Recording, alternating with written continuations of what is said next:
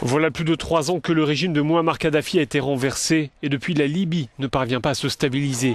Pire, depuis plusieurs semaines, les violences entre milices rivales gagnent de l'ampleur.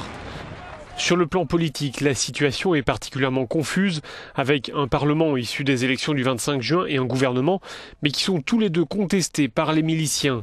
Les autorités ont dû s'exiler à Tobrouk, dans l'est du pays, pour échapper aux pressions. Ce dimanche, une réunion internationale était organisée pour tenter de définir des perspectives politiques. Plusieurs pays de la région étaient représentés. Ce représentant égyptien explique avoir sollicité le Conseil de sécurité de l'ONU et la communauté internationale pour qu'ils adoptent des sanctions contre ceux qui soutiennent le terrorisme en Libye et ceux qui le pratiquent.